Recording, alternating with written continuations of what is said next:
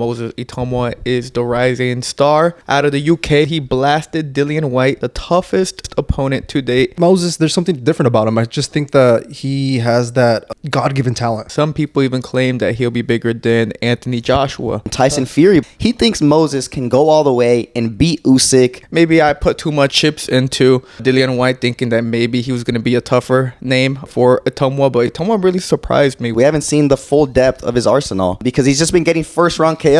Who would you guys like for Moses to fight next? He passed his first test with flying colors. A great one, though, would be Daniel Dubois. Fuck it. Give him Anthony Joshua.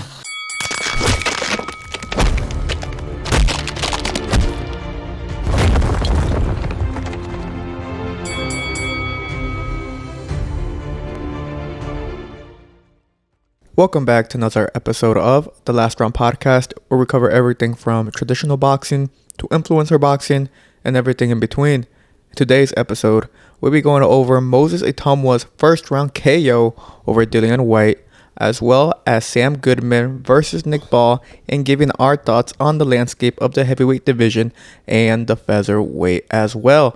But before we get into the episode, make sure to like and subscribe and follow us on all forms of social media. Lastly, we're trying to build up a community on Discord, and you guys joining would be greatly appreciated.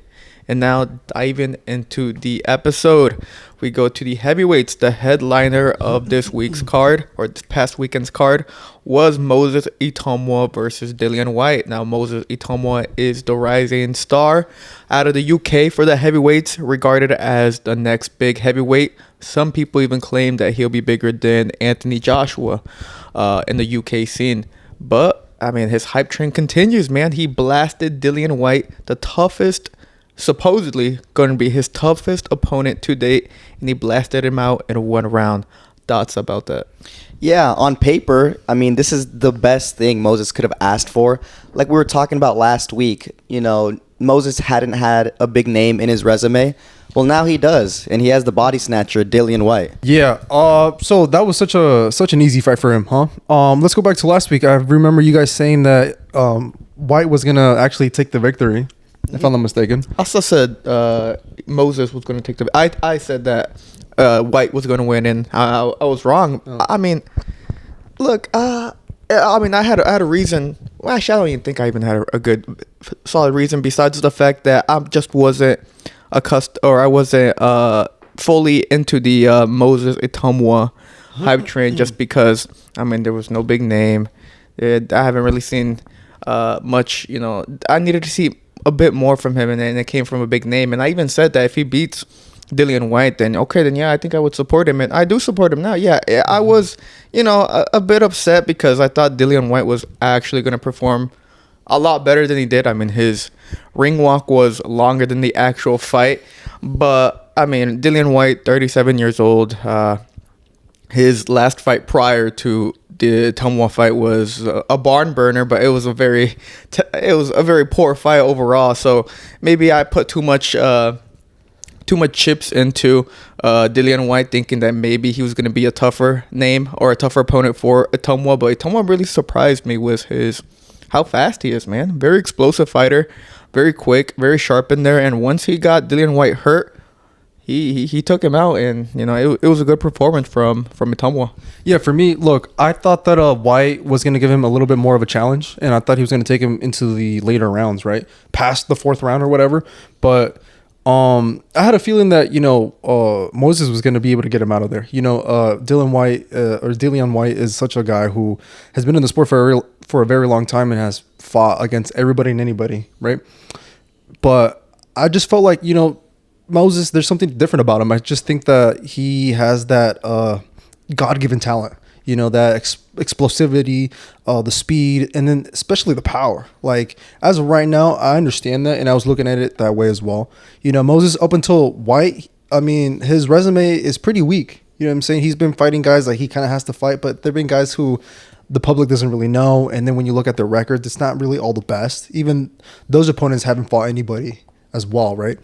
But I just felt like, you know, there's just something special, and I think when you see it, like, there's no denying that this guy's definitely gonna touch the top. Yeah, I mean, now I think boxing fans believe so, and even the ex-world champion Tyson Fury believes so. He went on social media today, and he was saying he talked about the hype that Moses has, and he said he thinks Moses can go all the way and beat Usyk, beat everyone in the heavyweight division. Look, I think that's Tyson just being a little grumpy old man as well. He's also 37 as well. So I feel like he has a little bit of a resentment against Usyk for sure. Oh no, he definitely does. He definitely. I think he only said that because he's still a little bit butthurt that those two fights didn't go his way against Usyk. But I still think it's still early to call Moses to fight Alexander Usyk. I don't think that's gonna happen. I think it's much more likely that Usyk's gonna fight a Joseph Parker or someone else like that. But I still think, Moses, he passed his first test with flying colors. 37-year-old Dillian Whyte, he's been in the game, a veteran of the heavyweight division, always around the top 10 of the heavyweights. So, now it's time. He's only 20 years old, but it seems like he's ready to face the top guys in heavyweight. Yeah, at least for me. Look, I think Tyson was, just being resentful and just trying to be hateful as well. You know what I'm saying? But I do think that Moses does have the capabilities of becoming a world champion, and I think last podcast I was saying that it was gonna be like a few years down the road. I think it's gonna be a little bit shorter. I think within the next 2 years we can definitely see him become world champion. Just look at the rest of the landscape. They're all being held up by one guy, and that's Usyk. Usyk is basically on the way to retirement. Like, he only has a few more fights left, and he himself said it. So after that, all 4 belts are going to be able to, they're going to be up for grabs, and best believe Moses is going to be right there. Mm-hmm. Well, look, I'm looking at the rankings out of the 4 bodies, and he's ranked in the top 10 besides the WBC.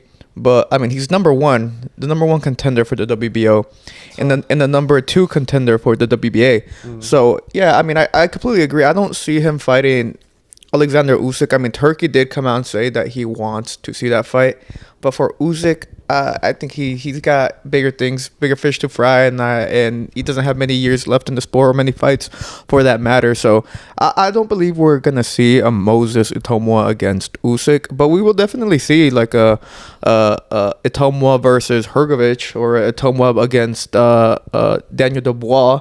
Those would be good matchups. We keep forgetting that Daniel Dubois is, 26 years old, or 27. I don't know. He's 28, 27, 28. I forgot how old, but he's still a young fighter too. So there's a lot more big matchups for Itauma that are more realistic, just based on the time frame of how much fights Usyk has left in the heavyweight division. Yeah, there's definitely going to be a time where we're going to see Moses's true skills, and he's going to be pushed to the test.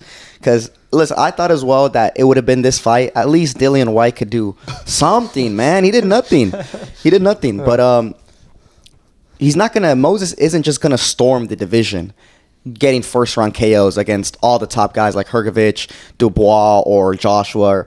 That's not gonna happen. It's gonna finally come to a point where he's going to, meet his match. I think Dubois is like a perfect example of him. Dubois, crazy power. He's extremely explosive, fast, but his skills, we saw it on display against Usyk, just aren't at the top elite level. He's able to get these KOs. He has a lot of power and he's resilient, but the skills aren't there. And with Moses, we still haven't even seen his skills. We haven't seen the full depth of his arsenal, because he's just been getting first round KOs. And, that's a good thing, right? Because it builds hype and it gets him to where he wants to be in the contention for a world title fight.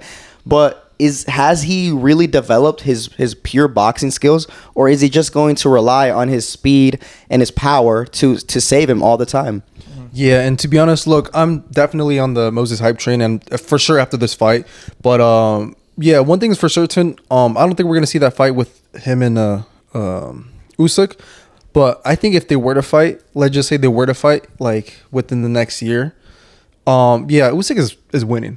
Like he's definitely gonna beat Moses. I just think there's just something about Usyk. He has tremendous, he has a shit ton of fights, but as an amateur and as a professional, and at the professional level, just fighting the top guys in both weight classes, as a cruiserweight and as a heavyweight, that's just a lot, and that's really hard to beat someone like that too. Mm-hmm.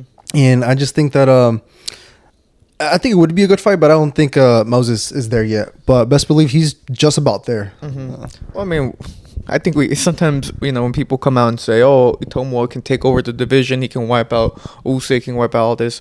I mean, we're talking about Usyk, the number one pound for pound fighter in the world. I mean, we're talking about levels here, and Itouma's getting to a high level, of course, but he's not hitting that Usyk level yet. So all the talk about him beating Usyk, I think it's a bunch of rubbish, and I don't think it holds any true credibility to. And I think it also kind of slanders Usyk. I mean, what are they trying to say, that Usyk is he's not a good fighter? Like, I feel like that's not a good. It's a little disrespectful, if I'm going to be honest. It is. So I mean, put some respect on Usyk's name. He would definitely wipe out Itauma, but just different levels. But no credit, no shame in that, Yeah. Yeah, and Usyk doesn't have to knock out his opponents by hitting them in the back of the head. Yeah, there's some people coming out and saying that, like, yo, because they showed the replay, and the shot that hurt Dillian Whyte was, I mean, you can see it on the replay. It was a shot behind the head. Then again, Dillian Whyte, I don't know, he the way he was hunched over too, he kind of, it just happened. But yeah, from what I saw was that Moses landed a right hook, boom, kind of stunned White, and he just kind of like ducked a little bit or whatever, and then that's when Moses lets the left hand go, boom. Yeah, that's Dillian's head movement, and that's not how you're supposed to really do head movement. Like, you go to a boxing gym and start doing that head movement, your coach is gonna be like, no, you're supposed to keep your eyes on your opponent. Dillian was like, he was just hunched over, like his eyes were to the floor, and he couldn't see anything. He was just relying, I guess, on his head movement. So it's not honestly, it's not Itauma's fault that punch landed on the back of the head. It was Dillian's fault, because he had the back of his head exposed like that in a vulnerable position. So I mean, I did see some people saying that. I thought it was funny too, because the commentators were like, right on the temple. It's like, guys, let's be honest. Everyone saw the replay. It was behind the head, but you could say it was a legal shot because it was Dillian's fault. It's like the same reason if a boxer is like super on his side, you can hit him on his back because he's like showing his back. So it's the same type of logic. I don't think there was anything wrong with that shot, and I don't think there's anything wrong with the referee stopping the fight as well. No, I think it was a great stoppage. I think people can nitpick about that, but like, to be honest, White was not going to win, and it seemed as though if the referee would have let White continue, he wasn't going to go on to the second round. Moses was going to stop him right then and there. So for me, I want to ask you guys the question. So who would you guys like for Moses to fight next? Like, realistically? I think a Hrgovic fight is very realistic. Hrgovic, he just got the win as well on that card, and it was a back and forth fucking slugfest. A lot of fans enjoyed that fight, and Hrgovic is always in the top of the heavyweight mix. He lost to Dubois, but I mean, he's always been there, and he's a guy that is credible, has a big name. And if Moses wants to stay active and keep on, building the hype train, he has to level up a little bit. You can't just be fighting Dillian Whyte and then go back down to fighting some lower level heavyweights, or even some unknown heavyweights. Yeah. We want to see some big names next for Moses. I think Filip Hrgovic is honestly perfect. Well, actually, before you even say anything, we want to see big names and big guys as well. I want to see him get tested against a tall dude. I think for me, I would like to see him fight Bakole. Martin Bakole is a guy who is definitely on the older side, but I feel like he did get stopped by Joseph Parker, but like, he didn't really sustain too much damage out of that. And then his next fight was terrible. But like, I feel like he's one of those guys that's kind of like there. So I mean, he's towards the end of his career. Let's see if what he can do. Let's see if he can push Moses. Yeah, I mean, I think Bakole would be good matchup, especially if it's the Martin Bakole that showed up against Big Baby Anderson. Then that Bakole would be a very dangerous fighter and a good test for Itauma. But yeah, I agree. For Filip Hrgovic, I think it would be a more realistic one. A great one though would be Daniel Dubois in the UK. I mean, come on, you got two UK fighters, two young UK heavyweights going at it. One a former champion, the other one, a high-rated superstar contender. So that would do big numbers in the UK. So I would love to see Itauma take on Daniel Dubois sometime later in 2026. That'd be a fantastic fight. I mean, I think both of those, they both have the same thing going for them. They both have speed, explosivity, and power. So that'd be a great fight to watch. I think it show us who's leading the front lines for the UK, the next generation for the UK fighters. You know, I feel like the UK fighters they got some good heavyweights right now. I don't know why, but you know the future is looking good for them. Yeah, I mean, or you can have him take on Richard Torres, right? Your top rank would be like, you know, let's put in let's test our own big superstar and Richard Torres heavyweight take on Moses Itauma. You know what? I feel like another fighter that I would like to see him fight, even though I hate this dude, is the other big baby. Bruh. No, I don't want him even in the conversation. He shouldn't even be in the heavyweight conversation anymore. I know, so I don't know. I don't understand why he keeps getting brought back to the Riyadh season cards and stuff like that. He's a big dude, and I think a lot of people were avoiding him. But after those steroid allegations, I feel like definitely things changed. They weren't allegations, bro. They're true. He failed 3 drug tests. Like, how the fuck do you fail 3 drug tests? Yeah, and then I feel like, you know, things changed, and then he got exposed, you know, once he fought Daniel Dubois. And I think things changed a little bit, but he's still, like, there. I don't know why Turkey still kind of, like, fucks with him. So I feel like, you know, one last fight, one last big payday, one last big money fight, gets knocked out, and then we just never see him ever again. Nah, I don't want that guy anymore. Didn't you remember he went to like jail for burglary or something, trying to steal a car a while ago? Like, I don't know what's wrong with him. I don't want him to get any more paychecks from boxing, especially from Turkey, because I know Turkey be paying good, and he's the only one that actually has him on his cards. So Turkey, hopefully he doesn't call him back. Yeah, I feel like another one maybe is Zhilei Zhang as well. I mean, that guy is kind of big too, southpaw from China. Like, that could also be an interesting matchup for Moses. I like Zhilei Zhang a lot. But I don't know if he'd win that. Honestly, I would like that fight. It would be a good fight for Moses. And I think I'd like Moses' chances just because Zhilei Zhang is so slow, bro. Yeah. He's so slow, dude. He relies on his timing to get shots. But, like, man, he's just, like, so slow and so flat-footed that I feel like Moses' speed would just be killer in there. How about, like, Frank Sanchez? I think that'd be a good. I think that'd be good.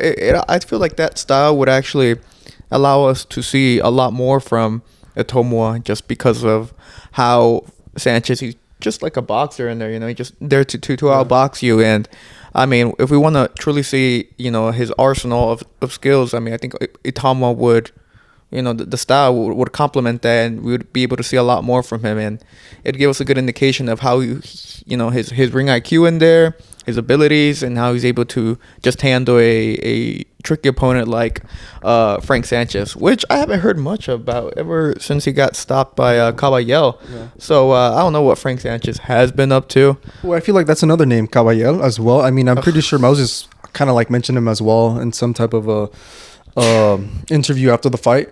But Caballel is another guy who, you know, he's not big. I believe he's like 6'2", but he's fast, and he's just kind of he has a weird, interesting style. Like, he's like, you see him and you just don't go, oh yeah, that guy is like a really good boxer. You just go, eh. But like, this guy's sneaky. You know what I'm saying? He stopped Zhilei Zhang. He stopped that other tall Russian dude as well that was like 6'7". Like, this guy has been stopping like these giants as well. Mm-hmm. He's a dark horse. No, I mean, I think Caballel beats Itauma. Caballel, he broke Zhilei Zhang down bad, bro. He had him gasping for air, dude. It was insane, and it's because he does fantastic body work, and he really invests his punch output to the body, and it allows him to have that much success. That's the only reason why he's been stopping a lot of these big guys, because he actually targets the body, and he's very consistent with it. And he also, you know, he is a very tricky fighter, and I think he is, you know, he's very underrated for the position that he's in. I mean, he's the interim champion for the WBC. Yeah. And I know he wants a shot at Usyk. Usyk, you know, he's more set for a Joseph Parker showdown, but I mean, Caballel is there, and I think Caballel would be a little too much right now for Itauma at this point of his career. Fuck it.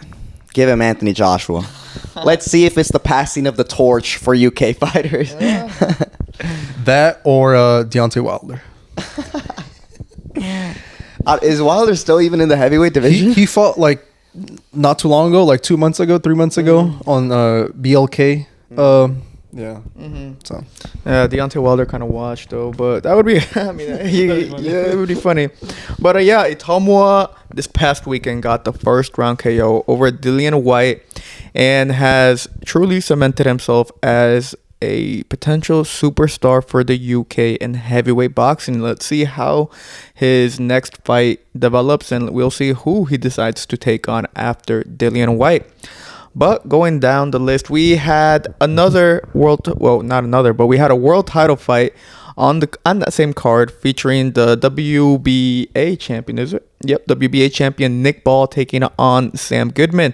Now, Sam Goodman was supposed to be an opponent for Naoya Inoue back at 122, but suffered 2 cuts that postponed the fight and then ultimately canceled his chances at taking on the monster Inoue. So he jumped up to 126 and immediately got himself a world title shot against Nick Ball.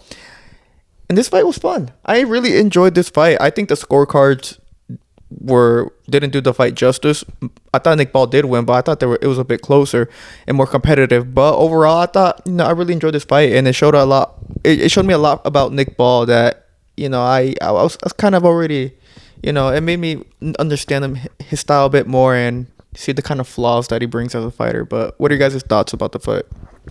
yeah, I feel like for me, I think that was the one thing that I did not like about the fight was the scorecards. The scorecards did not match what the fight entailed. You know what I'm saying? This was a guy, Sam Goodman, going up from 122 to 126, and just within that move, he goes for a world title shot, and he actually did a fantastic job. It wasn't until I think maybe I had seen a fight of him, but up until then, I was kind of I wasn't sure about him. A lot of people were saying that, oh yeah, he's gonna fight Inoue, but unfortunately, he had to pull out. I think more than once maybe. But he actually performed pretty well, and he actually kind of surprised me a little bit. And there were some points where I thought that he was gonna win the fight. I thought he was gonna take control over the fight because it seemed as though it was kind of like a back and forth action. At some points, Nick Ball had the momentum riding for him, and then out of nowhere, Sam is able to neutralize that and then let his hands go as well. But that surprised me, and I do want to see him again. Sam Goodman was able to take all of Nick Ball's power punches to the face, and so would still go forward and throw punches. So that was really good on him, and I think he's definitely going to be a key player, I believe, in that new weight class. But in regards with Nick Ball, I was a little disappointed. I do believe he won, but by split. I'm saying 2 rounds, if that. But yeah, I just think the fight was a little too messy, and I just don't think that he performed the best. We've seen Nick Ball perform better, and I just think he didn't look the best, but he got the win.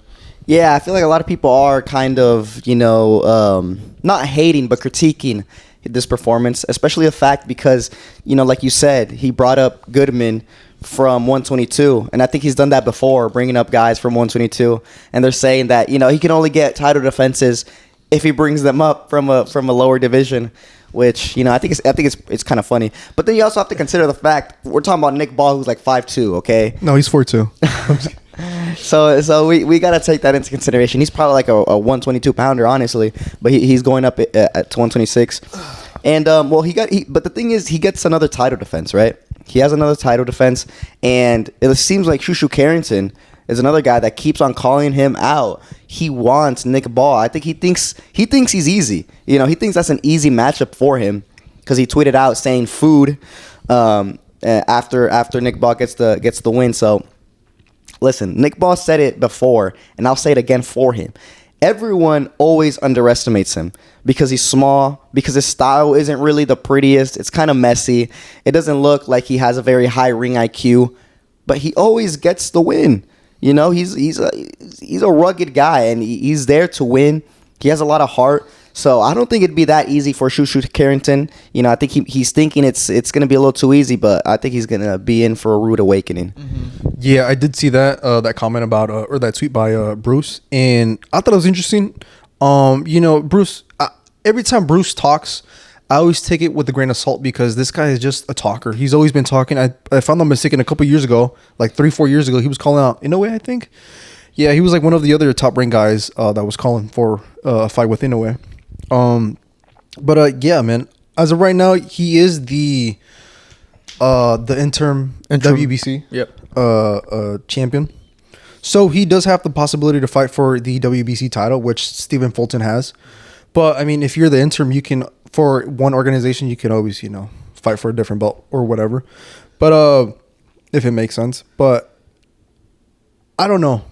I've his Carrington's last fight was interesting. He went the decision, but he didn't look impressive. He just got the win.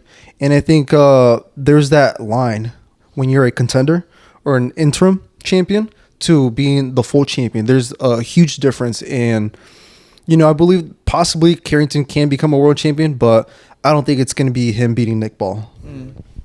Yeah, I don't know. Look, I don't mind Bruce Carrington. He's a big talker, and I think he has a better matchup. I think he has a better chance of beating Fulton than he does beating Nick Ball, just because of just the styles and just the form that Fulton is in. I mean, I haven't been too impressed by Fulton, even though his last fight was against Figueroa, no? Yeah. I think so. But I mean, even that performance. I mean, Figueroa. What the fuck happened to him, bro? No. Remember, he was like one of the top dogs at 122, won at 126, and was considered by a lot of people as one of the best, if not the best, featherweight in the world, despite not being a champion. And then became champ. And then all of a sudden, that Fulton rematch, his stock went. It was like completely a bad performance from him, and then he went again, and then he gave another bad performance in his last fight. So now he's lost twice back to back, and I mean his form has really taken a dip. So I'm not sure what the fuck ever happened to Figueroa, but Fulton, I think he is a beatable champion, and I think that Bruce Carrington has a better chance of beating him. But look, for the Nick Ball fight, I was rooting for Nick Ball just because I want to see the unification between Nick Ball and El Divino Espinoza. I mean, you got a 6'1", 6'2" champion taking on a 5'2" champion. I mean, yeah, you got to see that unification, man. I think I speak for the boxing fans that fight has to happen next, man, because it's gonna go viral, bro. Yeah. It's gonna go viral. The face-offs at the press conferences, at the weigh-ins, you're just gonna see this. Yeah. The height disparity. Yeah. Mm-hmm. It's gonna be insane. I wonder, I mean, if I was Espinoza, I'd want that fight. And Nick Ball, I think he's a dog, and he would fight anyone. He fought Vargas, and Vargas I think is like 5'11", and he went away with that fight with the draw, but everyone was saying that it was a Nick Ball victory, and Vargas got lucky. So like, listen, he's used to fighting tall guys. He's been fighting guys taller than him his whole life. You know what I'm saying? So I don't think he's going to shy away from that match. I think he's going to continue to bring the heat. And Espinoza, he brings the heat as well. He goes forward and he throws a lot of punches. So it's just going to be so interesting watching Espinoza try to like punch down. Try to punch down to connect a good shot against Nick Ball. Yeah, so we'll see what Nick Ball decides to do. For Sam Goodman, though, I think I agree with you. He is going to be playing he's going to be a key player at the featherweight division now that he's there. I mean, he put up a very good performance. I saw a lot of good from him. He's got heart. I mean, he's got a good chin too, and he's got good skills. And I think he has enough to give a lot of these champions some type of trouble. But in regards to him taking on Inoue in a fight that could have happened back like a year or so ago, I think Inoue would have dog walked him, man. Honestly, Inoue would have dog walked him. And based on what I'm seeing, I mean, the Inoue would dog walk Nick Ball as well if we were to go 126. The only factor would be the weight, just because Nick Ball is fucking compact as hell. But I mean, from what I saw this past weekend from both Nick Ball and Sam Goodman, it just confirms to me that Naoya Inoue would beat both of them, and he could be a champion at the 126 division, which is like in legendary stuff from the monster. But what are you guys' thoughts about that? Do you think Inoue would fit in well at the 126? Oh, for sure. You know what I'm saying? Look, I was saying that Nick Ball was actually able to connect very powerful punches on Sam. Inoue would have stopped Goodman. Ain't no way Goodman is gonna handle Inoue's power like that, especially at 122. No way. Ain't no way. Mm-hmm. But in regards to him and Nick Ball, look, here's the thing. I think Nick is a dog. But I just think the skills are just a lot higher and a lot better for Inoue. Inoue is just going to be able to find a ways to neutralize that and then just make him pay. Just counter him and pay for his mistakes. Because he knows that Inoue is a small dude, but Nick Ball is even smaller than him. So he's just going to wait for him and just catch and shoot or whatever. Yeah, I think Inoue takes over the 126 division. I think it's only a matter of time before he actually moves up there. And the only person who realistically can at least attempt to stop him is Rafael Espinoza. I mean, that's the only guy in the whole division. Because, I mean, he already beat Fulton. That's a champion right there. He whooped his ass. Like, it was like dog walk. It was like child's play, honestly, for Inoue. Like, it was kind of embarrassing, low-key, that performance that Fulton put on. Because all that shit-talking first, because I just want to, the shit-talking that Fulton was doing against Inoue was so disrespectful, saying, he only fights Japanese fighters, and he the first black American, he's not going to be able to handle him. He whooped his ass easy, so that's an easy fight. He gets one belt right there. Nick Ball, I agree with you, Rulo. I don't think Nick Ball is going to be able to stop him. Like you said, he is a dog, but there's limits. At the end of the day, skills do pay the bills, and Inoue just is a much higher level than someone like Nick Ball. And then who's the other champion? Angelo Leo. Yeah. Angelo Leo. Okay, so that one, he's like a kind of a dark horse. I feel like we don't really get that much coverage on him. I mean, I feel like people talk about Shusha Carrington at the 126 more than they talk about Angelo Leo, even though Leo got a KO of the year last year and became a world champion. I don't know why he hasn't gotten into the ring yet, but I think Inoue beats him as well. Yeah. And then Rafael Espinoza, that's the only guy that can actually put up a legitimate a fight against him. With that type of height difference, Inoue has never fought anyone like that. So it'd be interesting. And Rafael, like, first of all, he has a chin. He's a machine. He got damn near knocked out against what was that? The Robesi Ramirez. He got damn near knocked out. I mean, that was a shot that you don't recover from. And he was able to get back into the fight with just pure heart and just the amount of punches that he throws. Like, it's just going to be such a challenge to beat someone like that. So, in a way, he's going to have his hands full with that fight. But besides that, I mean, anybody else at the 126 division, I think Inoue can take.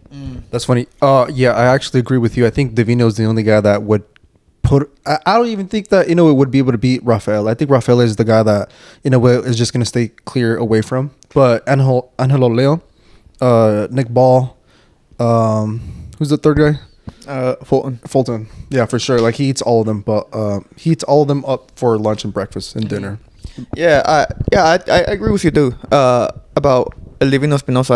I think personally, I believe Divino would beat Inoue just because of the height difference, man. And I mean, this would be Inoue's fourth division, I believe.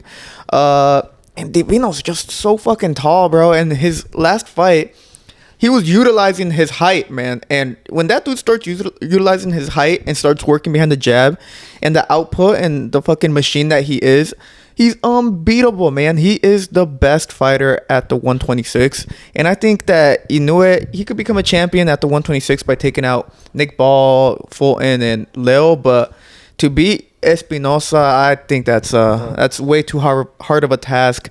And I think Inoue has, he could make more money just fighting these other champions than going for the main honcho, Divino Espinoza, who, hey, bro, not only is that, he's got a good personality, he's very respectful, and all his fights have been fantastic ever since he was brought in against Robesi. So Divino Espinoza is definitely the guy who I believe would actually beat Naoya Inoue. Well, another thing, I don't even know if Espinoza would be open to staying at the 126. I mean, at that height, I feel like it's totally possible for him to go up to 130, 135, 140, even 147.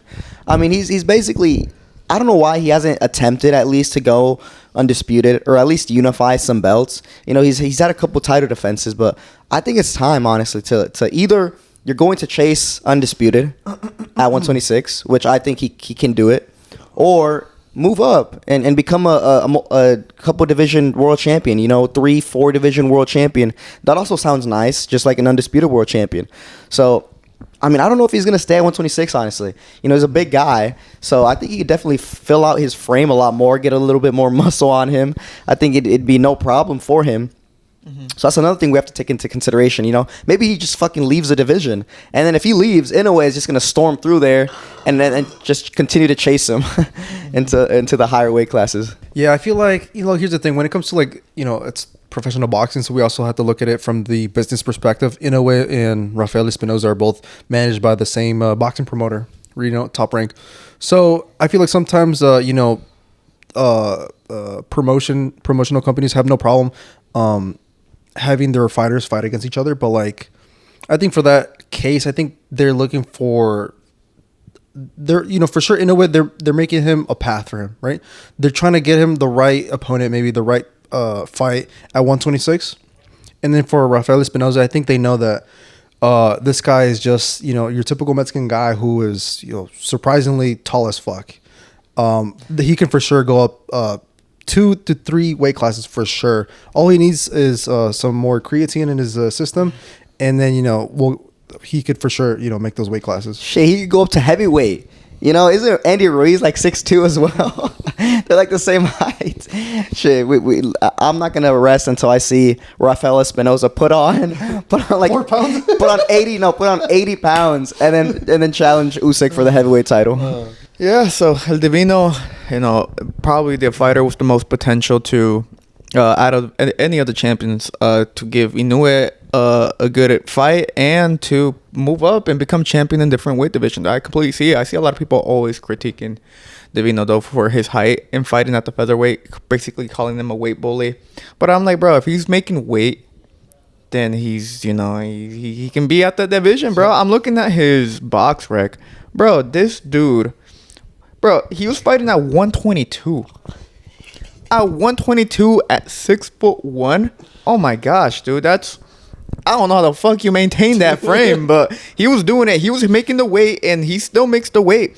And he's a very disciplined fighter too. So I mean, I see no reason for him to for the critique of calling him a weight bully. I'm like, bro, like he's making the weight, dude. Like, calm down. But yeah, I mean, El Divino Espinoza for sure is a guy to definitely look out for, especially we'll see what he decides to do. I mean, he's coming off a brutal stoppage over Vasquez, so I want to see some unifications from El Divino. That starts with Nick Ball. Well, the thing is, I mean, in a way, that's in the future. He still has to get by MJ, which is the next fight. In the next fight for Inoue, and everybody, and I mean everyone, even Eddie Hearn, which I guess it makes sense. It's his fighter. It's his fighter, but they just continue to say, oh, Inoue, he ducked MJ, or he's scared of MJ. He doesn't want to fight MJ. MJ's the best guy at 122, even though he doesn't have a world title. But okay. So he has that fight next, and I think I saw somewhere that Nakatani is moving up to 122. So. Maybe Inoue stays at 122 for maybe a little bit longer to get that fight against Nakatani, and that'd be Japan, like a mega fight in Japan. I mean, I'm talking about like huge coverage.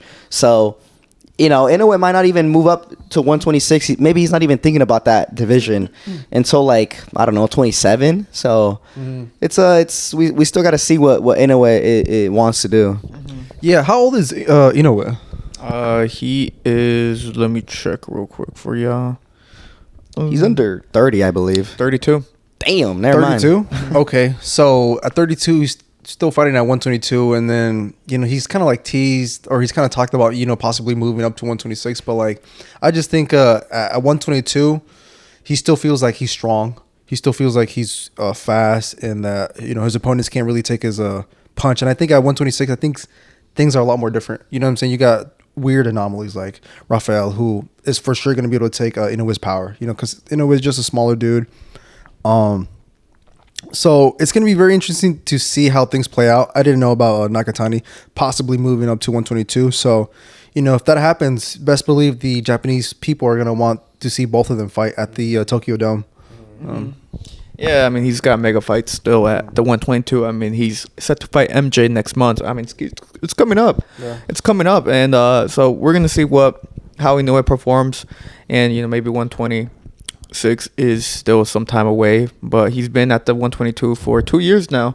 And I can see him staying there for another year or so. So we'll see what he decides to do. But yeah, one thing's for certain, I think Inoue has the skills to become a unified champion at the featherweight division based on the landscape that I see from the current featherweight champions at the moment. But I think we covered everything we wanted to cover for today's episode.